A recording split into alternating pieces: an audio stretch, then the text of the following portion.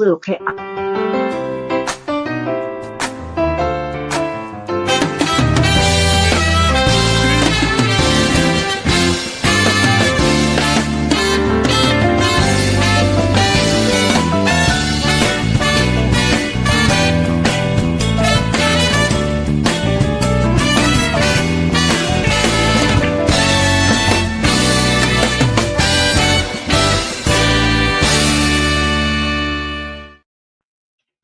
Welcome to the In Your City show. I feel like it's been a year since we've been in here when the weekend goes by. A year? It feels like it. It is now the hottest happy hour in STL. So grab your mocktail, your cocktail, or whatever it is that makes your evening enjoyable. Maybe it's just being able to breathe in some air, right? That's right. We're exhausted. Oh my gosh. Literally, We had a great weekend though. we did. Well, great weekend. It feels like we've been gone for a long time, but we actually were lucky enough. We were one of the publishers. So City Lifestyle magazines, which thank you very much that our show is brought to you by our Clayton, Chesterfield, and St. Charles magazines. We were invited as one of the top publishers of at City Lifestyle, which there are literally 200. We keep saying 260, 65, but who knows how many there are now around 530. around the United States. So we were one of, I don't know, was there 30 of us there? I'm not even sure how many Yeah, of the there top was 30 of publishers us. invited to San Francisco for an incredible Gold Plus conference, is what they call it. So we hadn't had a chance to see San Francisco this way, and it was really cool. The corporate, the actual, CEO of the company, and I don't know what it is, their CFO, there's all these different initials to go put this great event together where we didn't just go sit in a conference room. They had a bus for us, which that sounds awful, but it was a bus with all of us that know each other. It's a nice little tour bus actually. It had tables and yeah, it all really kinds was of stuff. nice. And they did this, what I'd call an adventure. We went to all of these amazing places in San Francisco, went across the Golden Gate Bridge, went out on a gorgeous yacht where they had this wine sommelier who was absolutely hilarious, teach us about wine, learned a lot of things there. Went to the World Aquarium, went to Walt Disney, who has a museum in San Francisco, which I did not even know that existed there. His daughter Diane actually started it. And when you find out, we all go to Walt Disney World or we read about it or we know all the incredible books and stories and cartoons that this man, has created, but the awards. Won more Academy Awards than any other person. Right. And this one you see right here is a special one that was made just for him. One of, I think, 3 that were specially made in the Oscars. But as you notice, it was for Snow White and the 7 Dwarfs. So the 7 other little statues representing the 7 dwarfs. Isn't that amazing? Yeah. And hence Gordon's hat that he's wearing today, that I keep giggling because the way he's wearing it, he's making his ears slip out. And it like drives me crazy. It's a little bit high. In his ears. But so he wore his hat because one of the other places we toured is Oracle Park, where the Giants play. The most beautiful view. They had us down on the first row, like in front of the dugout, but they took us up top in a special seating area that's right in the center. You're looking out at the bay. The boats and ships are going by. And then, I mean, it's phenomenal. It's right there. I guess, is it after or Fisherman's Wharf or before? Oh no, it's further. It's before you go down to Pier 39. So as you look at the bay and you go left, then the piers start from like Pier 1, Pier 2, Okay. Pier 3, Pier 5, and on and so on and so on. Pier 33 being where the The ferry to go over to Alcatraz. aquarium was, and then of course, as you're seeing right here, if you're watching online, then you're seeing all these sea lions that are up on these platforms, and the reason they're there is to stay away from It's a safe place to stay away sharks. from the predators, the sharks and the great whites that come through, and when the water's really cold, and then you have the Ghirardelli chocolate factory, and then they built Ghirardelli Square around that with music and restaurants and shopping, and then an incredible Ghirardelli experience where you can get the most amazing chocolate fudge sundae and pick your chocolates and San Francisco ornaments. We went into Chinatown, but we did all of this stuff in we literally walked. And if you've ever walked up a hill in San Francisco, you feel my pain. Oh my gosh. We taken the trolley down and then walked up. So it was really stupid part on us, but we wanted to see Armad Circle, or I'm sorry, Armad Street, which is the crookedest street in the country, extremely There's crooked. Chinatown. There's if you get in an accident there, you're out of luck. But we're in Chinatown, just amazing. I mean, in what, a 49-mile square area of San Francisco, there are so many different styles of shopping, living, and dining. It's quite an incredible experience. Fisherman's Wharf, that was so much fun. The market is just out of this world to go in. So if you haven't been to San Francisco and you can put it on your bucket list, I'd say, yeah, go for it. But one of the coolest things was they use San Francisco and all of these great places that I mentioned to you to teach us about experience, to teach us how Walt Disney was not always Walt Disney. Walt Disney went broke. He failed many, many times, but he never gave up. He said no to things that didn't make sense for his dream, his vision, and he didn't let anybody stand in his way of dreaming the most incredible place, to visit. And to think that Walt Disney, if you didn't know, it was going to be built in Missouri. And when they finally, because of the story and why it ended up, in California, to know that they built it in 1 year, that's also incredible. Now, everything that you see now was not built in 1 year. There were a lot of transformation and add-ons, but that park was ready to open. There's our mod circle again. If you're watching, if you go to theluinfo.com, then you're going to be able to watch us live and see all the gorgeous things that we add to the show to be able to watch and see. Plus our guests, you'll be able to see them rather than just hear their voice. The other cool thing, if you didn't know this, if you're not at luinfo.com, you can go to your phone, put the Lou Information Station app in your phone. You'll see the KLIS call letters for 590 AM come up. Click that, put on your phone. You can listen crystal clear the radio show. That's great as well. But let's see, what was the name of the hotel? The J Autograph. The J Autograph. I recommend if you stay in San Francisco, you stay at the J Autograph Hotel Collection. Absolutely exquisite. It was amazing. Beautiful. The patio, it's close to everything, walking distance if you want to just walk down to wherever you want to go. The other cool thing, we didn't get a chance to ride in one. We tried, but it was taking too long, and we were getting ready to go on the tour over in Alcatraz, which is quite creepy and scary to see, to think how these people were, taken to this island when they went to prison, and the things that happened there. Machine Gun Kelly, of course. Gosh, what's the famous Italian? Al Capone. Al Capone. He spent his time over there as well. But it's a little eerie and creepy when you go through there and experience and put the headsets on, to kind of listen to some of the prisoners talk. But it was a very cool experience. So we've got a great show ahead, another cool experience for you. The In Your City show today shines a light on the power of stories to connect, heal, and inspire. We have author Anne Shaw Heinrich, who takes us into the Women of Paradise County series. She is now on book 2, which themes of generosity, justice, and redemption reel the fine lines of human connection.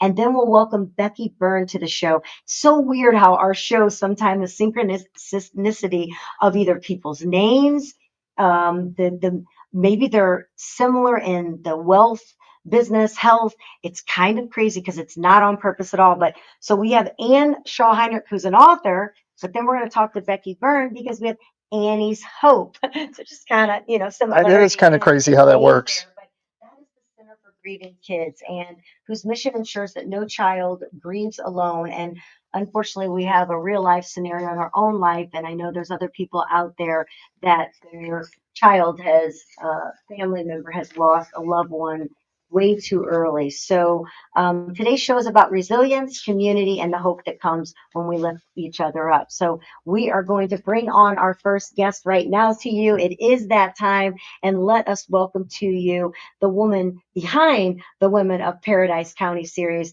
and that's Anne Shaw Heinrich. And did I say your last name correctly? You sure did. We've known you for a while. We know your husband, Yeah. Brett, who is amazing, so much for community and good.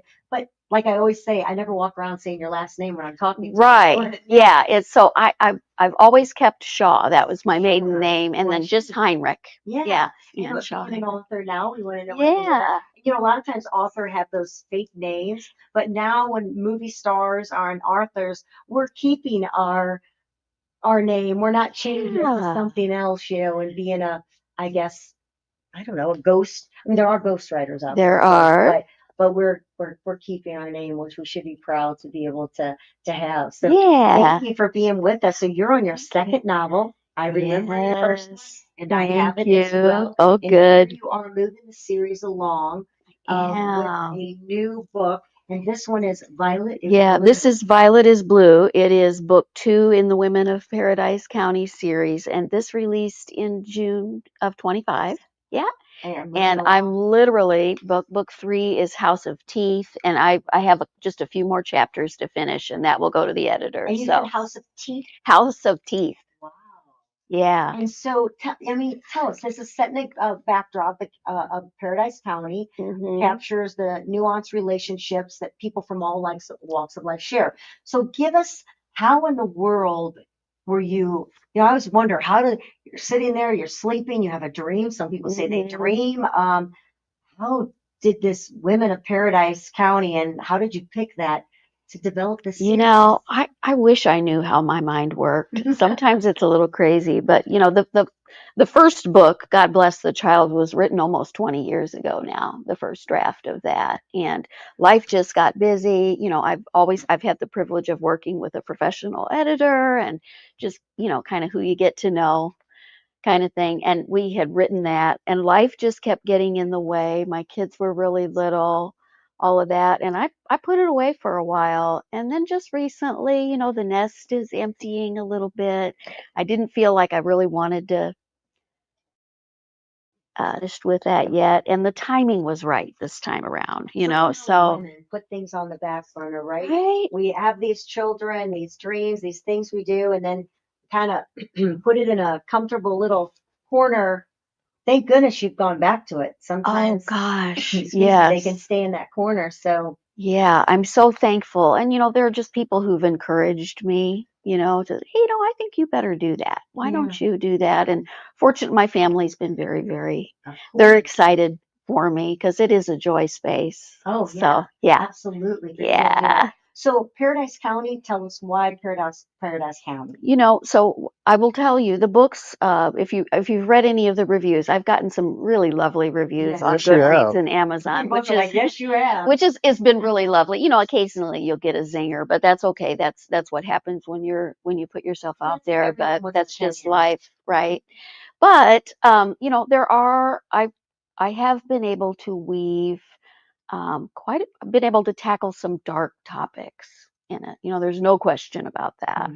But what fascinates me, and I think most, what? Do any of us get out of life on? We all have these dark. Never. And I will never tire of just watching how humans respond. You can have something really dark happen and turn around the corner and there it's cotton candy. And then so when positive comes to light, one of the things I've been saying a lot about this second book is that dark and light need each other to be in their fullness. Absolutely, right? they do. Yeah. And so I really enjoy and I've always been just a people watcher. I love to watch how people respond. Oh my gosh. I love San. I've been there. That's what we did. It's like, I got to sit outside under these umbrellas. I got to sit right here where we can watch people walk by. And it's just amazing the different people that we see. And it just, personality, and you can tell the walks of life coming together in those areas, and you can tell how they're reacting to life differently. Yes. Just by how they're dressing, how they're staying, presence, their dogs. I mean, their kid couples a kid to another parent. We are all reacting to life so completely different, and yet the same in some areas. and doesn't it make you think, because I know you come from a background of faith, right? Yes. So doesn't it make you think, and I just thought about this, I mean, it just hit me, doesn't it make you think about how complex God must be? Oh, I mean, we know he is, but to think about all the different personalities, and he made us all after his image, right? After their image. Exactly. So you start thinking about that and you think, wow, there's so many different personalities. It's like, how complex is God that all these different personalities are him? in a way, Yeah, and what I've liked to do with these books, I really do. The truth is, everybody has a story, so I've been able to kind of dive into, there are main characters, of course, in all the books, but um, to tell an experience from someone else's voice.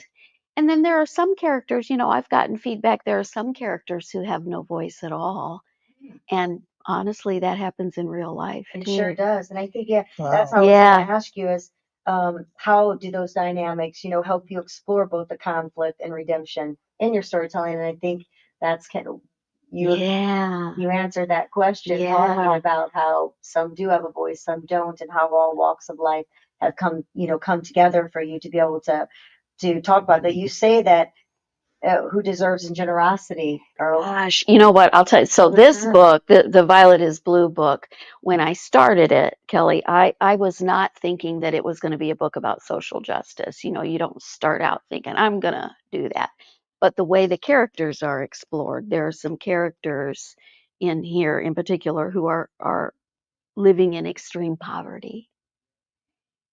But they are, because they live in a small town, they're in a very close location with people who have things, who do have. So it's contrasting the haves and the have-nots, how they touch each other, particularly, poverty's everywhere, right? But when you're in a small town, people know your name. yeah, instead of You have a name and they know where you're supposed to be. We like for people to be tidied up and to go into a spot where somehow Well, we someone like has them, decided we where they like them need to to live be. the way we want them to live and say what we want them to Exactly. say. Exactly. And so I was really, and I was raised in a small town and I've lived in a small town as an adult. So just watching those dynamics, there were a lot of things that I was able to see, um, as a child. Do you remember being a kid and you just assume that all the adults that are around you are just know what they're doing? They know what they're doing. Yes. They're right. How we know they didn't. And when you get older, you Right. start You questioning your start parents, going, "Wait a realizing minute." it, and then you start to see them as humans and people who are also still developing and bringing all, so the relationships are really complex. What I've been told is that, it's a very, very much a character-driven book, and I think that that's fair. Find it Just doing a deep dive. fascinating. Writing a children's book, it's just a character, it's fun, it's not, you know, real, so to speak. I think I'm amazed that your mind can come up with all these people and names and what they're doing and how they're interacting within a story. That's Yeah, incredible. I can't explain how it happens. I don't do an outline. That's not how I work.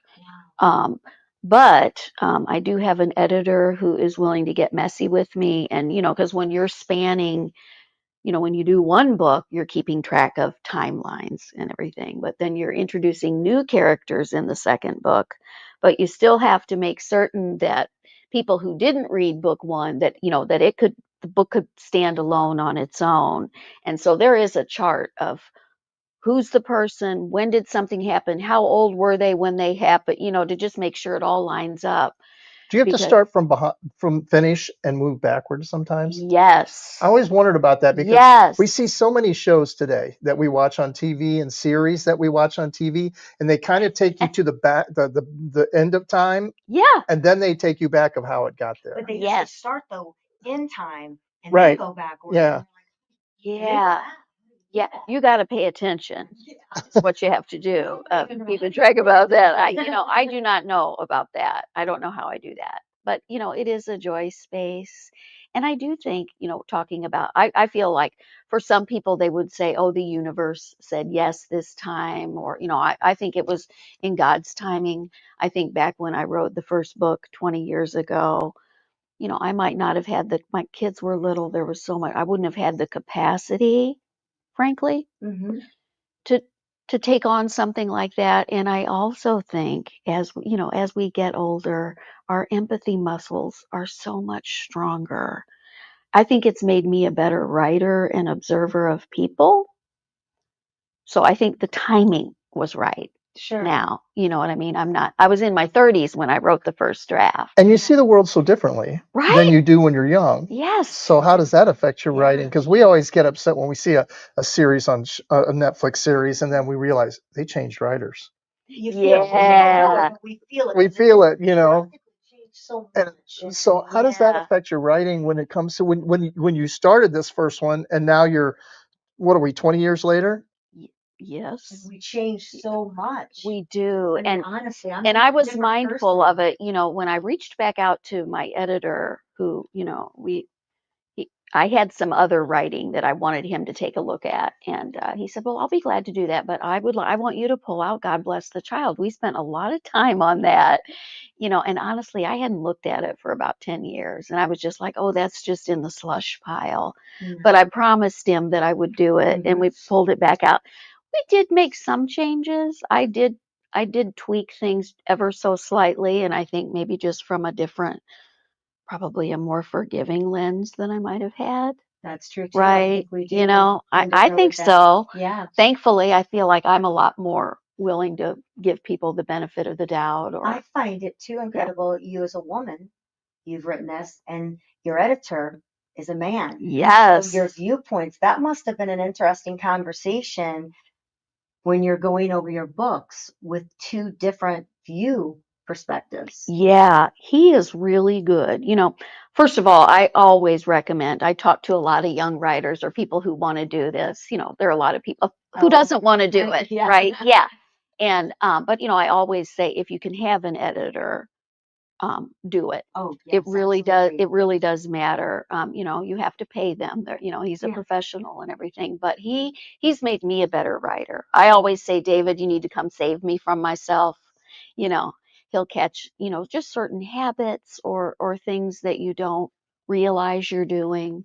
Well, let's make sure people Yeah. understand before our time runs out is Yeah. what is the experience? What will someone experience? What do you hope someone gains? And I know everybody will have a different viewpoint, opinion, perspective, but what does the women of Paradise County, what will it bring to us as a reader? What will they experience? Wow, Let me that's a see the good books a second. question. Yeah. Gordon, can you make I sure would they can say, you have the Oh, I covers have them right already? here. You have them? yeah. I don't, Yeah, yes, I you got have both of them. Yeah, Yep. yeah. I would say that what I hope people will experience is just imagining that everybody does have a story. Characters we bring things with us. What we've seen, Whether what we're we've touched, poor, rich, sick, healthy, poor, absolutely. whatever, that we still have those. But still there's something about just basic humanity. Will we learn something from this? Yes, absolutely. About just, I think, empathy, Could we mandate this? Everyone has to read it. Oh, gosh, I wish. I wish. Yeah. Respect one another. Yeah. So when I'm looking at your two covers, God Bless the Child has a pin cushion, little booties, scissors, kind of a sewing collection on an old table. Violet is Blue, your second book, book 2 of Women of Paradise County, has an old water pitcher with a skeleton on it. In front of it, lemons, and maybe that's a knife sale and stuff. And then you've got this beautiful from an ostrich. It's a peacock feather, a male peacock. Yeah. Tell a little bit about your cover choices. Well, so the publisher does help with that. Okay. But they're lovely and they've really been helping me think about it. But each one of those elements on the cover is a little Easter egg, I guess, for the story. All right. I will tell you that the peacock, occasionally I do like to throw something in that's just wacky. And I do that because, have you ever heard, when you hear somebody say, you just can't make this stuff up? Yeah. And it's true. Yeah, Like what really happens, it's just weird stuff. And there's a scene in there that's just totally out there, but you could imagine it probably happening to real people, and there's a peacock involved. So Yeah. Violet Sellers is blue, and for good reason. She's repressing a shocking secret she won't tell anyone, especially her comfortably middle-class parents. Right. Book 1, book 1, which is God Bless the Child, when we first meet Mary Klein in God Bless the Child book, one of the Women of Paradise County series. She's sewing her main obsession besides eating. Yes. Wow. Yeah. All the characters are flawed. There's no one that's perfect, and I haven't found anybody perfect yet, and so I think that makes them relatable. We think we're perfect. Right. We think we can be perfect. And that is probably, to me, my biggest fault. And I think most people, because we just become these know-it-alls. We don't allow for mistake. We can become very unforgiving and less empathetic from us thinking that somehow or another, we or the people we're with or our children are supposed to be perfect, and we wear ourselves and everyone else out. Truth.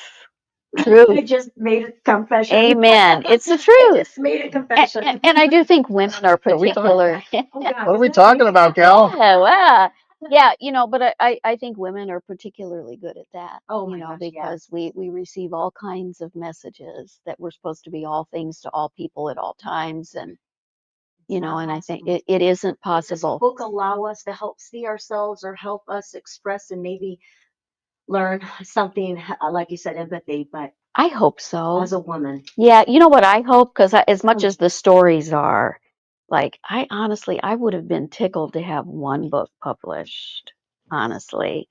But I always feel like God had something bigger in mind, and it was just about waiting for the right time. And so I'm still just in a grateful space, and just recognizing, wow, not everybody gets that opportunity.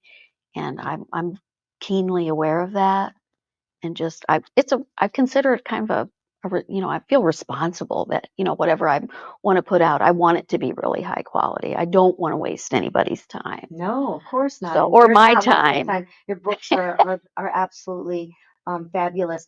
Now, to get these books, which is the first book, I'm not looking at that. Yeah, God Bless the Child. And the second book is Violet is Blue. Where can we get a hold of it? I mean, obviously you can Google the name. Yeah, you can Google it. I have a website that lists all the different places, but definitely AnneShaw.Heinrich.com. Yeah. Virtually. Yeah. You can put that in. And these are also available in audio format, right? They are, the whole series.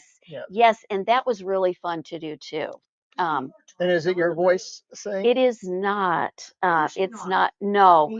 And that is a new trick that I've learned, that I've started incorporating listening into my writing and editing process, because my eyes are tired. I mean, I still work full time and look at the screens all day, so when you get home, then often I will hear things if I listen to it. If you can listen to it in Word, and even pick the voice or whatever, and I'll catch things with my ears that I don't catch with my eyes. Oh, I love that. So, and actually it's good because a lot of people consume literature that way. We have 5 senses. We learned all about that this week. Right. Talking about using those 5 senses, that's really truly how we experience. Obviously, it's how we experience everything. Yeah. Like you said, we're using one or the other more, in that to have that experience. And when we're creating it, like you creating a book, you're really having to look into that of how this is going to affect the 5 senses with writing. Thank you so much, gosh, for sharing your books with us. We are excited that you're here, and we're able to share these with others, and hope that they'll read them and be able to understand how it's so important to, I guess, explore generosity. To find how you can do that with all walks of life, and how much more powerful we are as people if we can come together, no matter where we're coming from, in our lives. So right. No one's better than the other. Thank No, you so much, Anne. I thank really you. appreciate it. Thanks to you both. Well, we are going to take it to a break here at the In Your City show at the Lou Information Station, but we will be right back with more. So I hope you'll keep tuning in, because we're going to meet Becky Byrne, talk about Annie's Hope.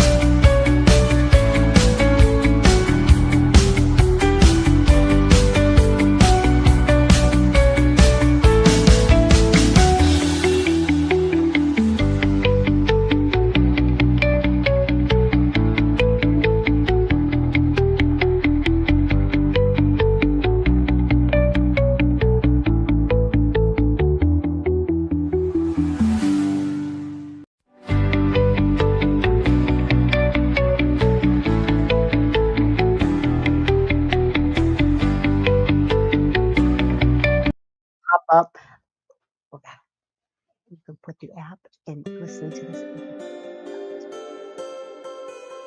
All right, we are back here at the Lou Information Station at louinfo.com if you're watching virtually. And of course, you can put the app on your phone, type in Lou Information. KLIS will pop up with the app on your phone. Listen to the radio crystal clear from anywhere in the world, as well as the Lou Info. Watch it virtually anywhere in the world. There we go. Can see if I can say that 3 times. Not very well. So we're moving into the show. We have our next guest, which is Becky Byrne. She is the founder of Annie's Hope. And what a great organization that you have founded, Becky. It is a center for grieving kids. And it is a nonprofit organization dedicated to supporting children and teens and families who are grieving the death of someone significant in their life, which unfortunately we know all too well with the loss of my son-in-law, which has just been a year, April, which our grandson's father, my daughter's husband. And you know, someone's going through this every single day of their life. This is happening to someone we know either way too soon or later in life. And it is really difficult as children to, I really believe they do. It's very different for a child than it is an adult, even though It it's is. heart-wrenching for all of us. It's difficult. So why don't first, Becky, let us know a little bit about what Annie's Hope is about and why you founded this beautiful organization. Sure, I'd love to talk about Annie's Hope. Yes. So, Annie's Hope is all about the kids that are grieving because we as a society don't recognize it. It gets shown as all these different things, right? We always think that, oh, they're tired because, they got up too early, or they're grouchy because they didn't like what they had to eat, or, those kinds of things. There's all kinds of behaviors that come with grief that aren't recognized. And it's not an easy thing to talk about with your kids. It's another one of those taboos that still exists. And they always don't act like, because they're kids, sometimes we think they're just kids. They're resilient. They Exactly. bounce back.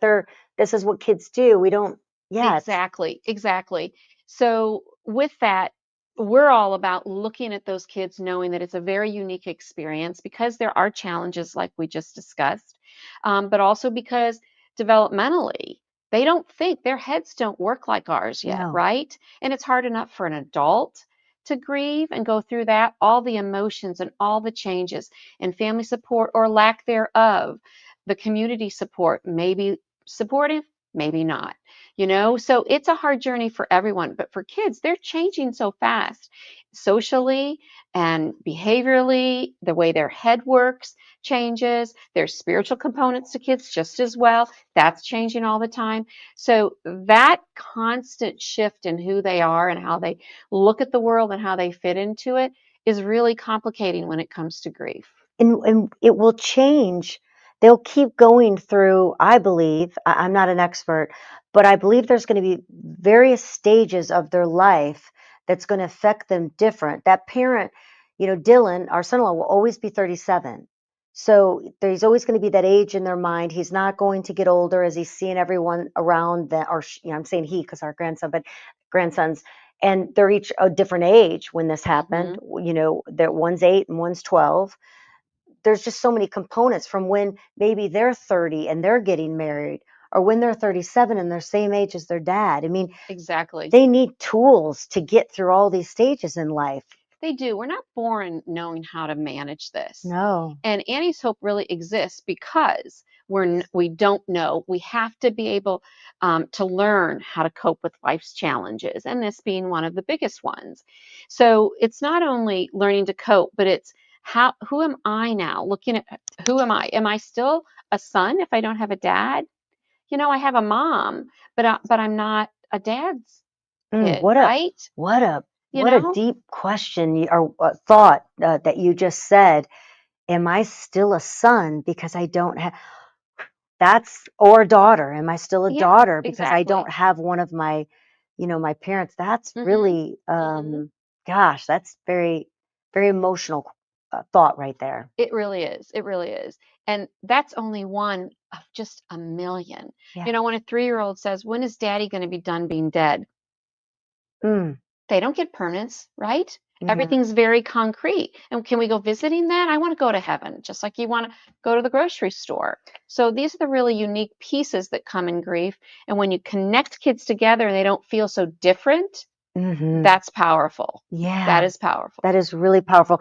Our And grandson that's just got something we hurt the want to other do is day. we don't want to be different. And even as we get to be adults, we No. want to know, just like, I'm sorry, hon, I didn't mean to cut you off, but just like, so we go through experiences with our City Lifestyle magazine, right? And we Mhm. meet with other publishers and we think we're the only ones that have to go through this. And then we meet them and they go through things. It's nothing like grief, but it is when we get older, even We're like, oh, all you through our have it life. too? I mean, We're we not go through alone. it too, but all of a sudden it gave us a sense of, oh my gosh, it's not just us. It's not just us. So I can't imagine the magnitude and how many times it's magnified through the eyes of a child. Exactly. That sense of isolation, it's just, it is just like this huge, heavy cloak that hangs over them.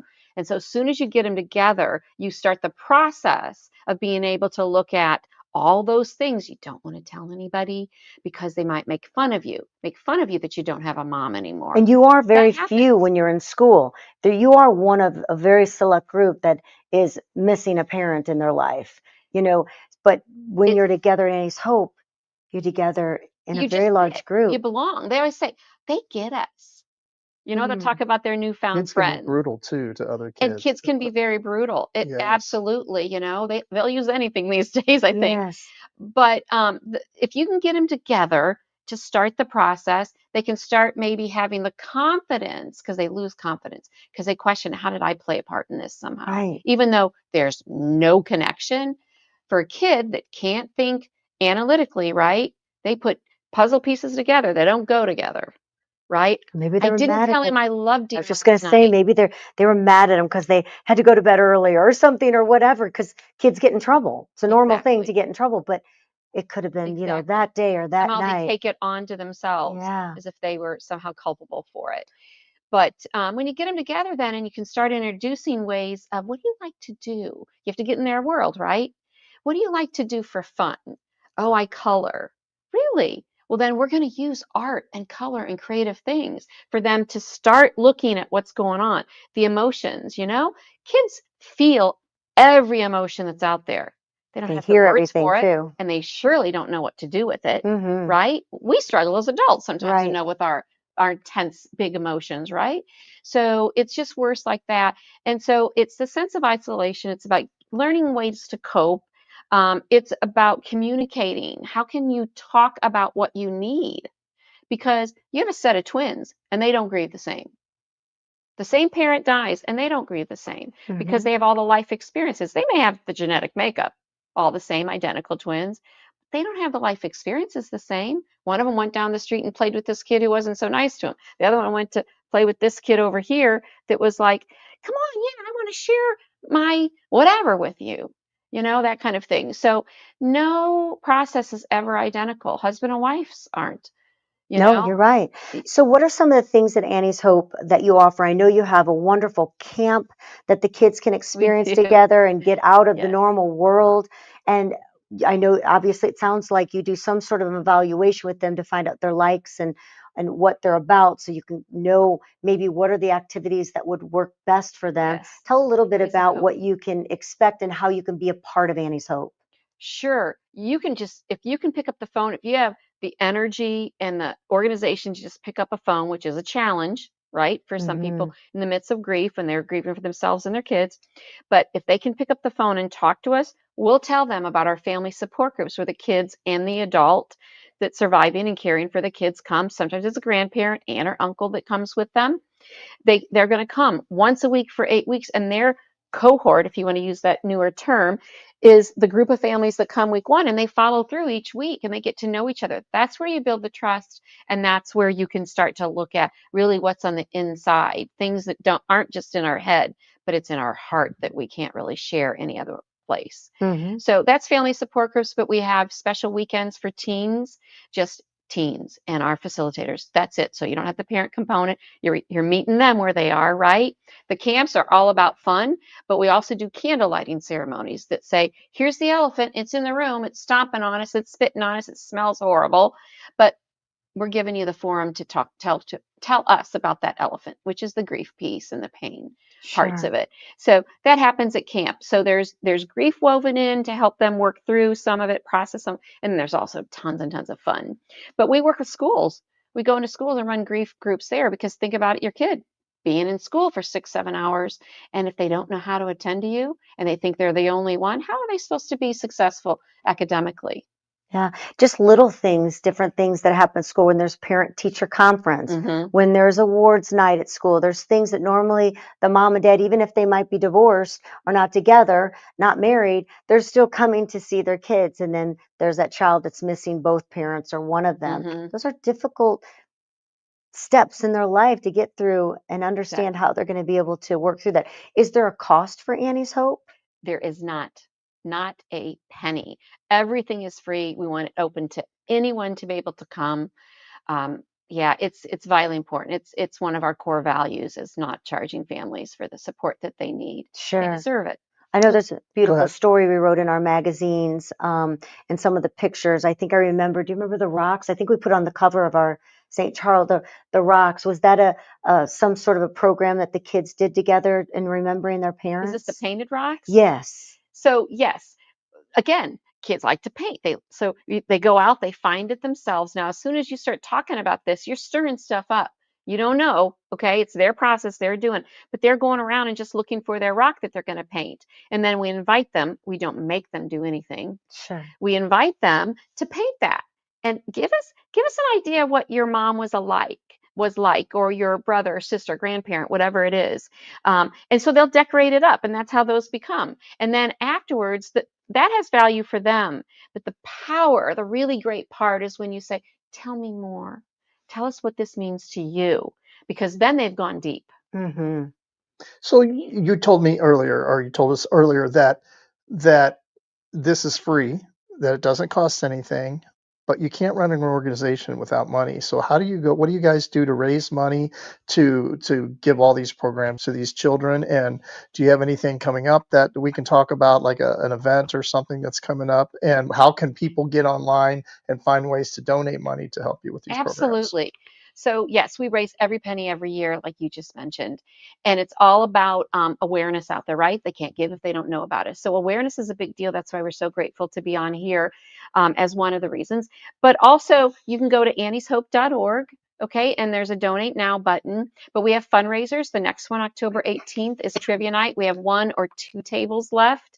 It's 40 is full for us. We have that. We have a couple other events, golf tournament and such through the year. And then we do, of course, direct mail pieces, things like that. And then it's corporate sponsorships or corporations, family foundation. We were flooded out of our space Oh last gosh. November, and we just got in 2 weeks ago. So we've been in this temporary place running our programs on the top level of our building in Glendale. And so we just got back together with that. But we're going to need to expand. 1 in 6 kids, I don't know if you know, 1 in 6 kids will have someone significant die before they're 18.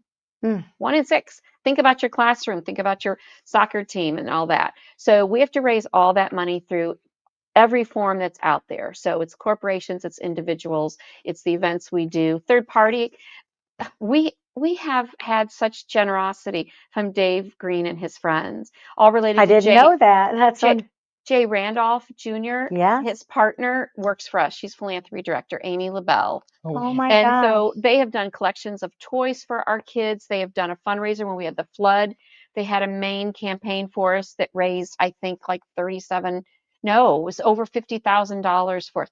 That to our organization is like $1 million. Oh So yes. it's a really big deal. So thank you for asking about that part. That's so important. Volunteers are so important. They're the heart. They are everything with an organization. I always say, if you find an organization out there that you love, support it. Find a way. Not everyone has the ability to write a big check, but to be able to, give your time and be able to support that is absolutely beautiful. So Annie's Hope, that's annieshope.org, correct? Definitely check it out. There, like she said, 1 in 6. I know it's hit close to home with us, and my daughter has been told by so many people, including myself, to get a hold of Annie's Hope and get the boys involved. So I'm really looking forward to her doing that as well. But I want to make sure that before we say goodbye, with that, we give a big hello to Jennifer Williams, and that is at St. Louis Closet Company. She's someone that is very philanthropical, loves to support local, and we love supporting her because she's local. Everything she does is right on site. It's locally manufactured right there at their beautiful building there on Big Bend.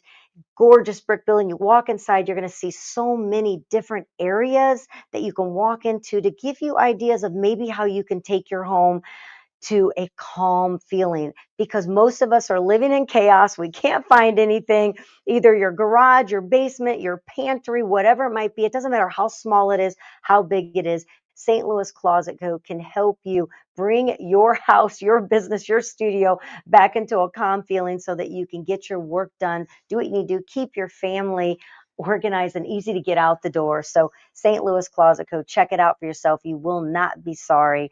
And Becky Byrne, thank you so much for coming in and being able to let us know about Annie's Hope, because it is so needed. We appreciate it. Again, annieshope.org. So, Gordon, are we going to say cheers here from the studio today, or are we going to take it from We are going another to say place? cheers from the studio today. We Yes. are going to do Yes, it from we the are. studio. All right. Well, maybe our next show will be able to take it to you from another place, as we love to do.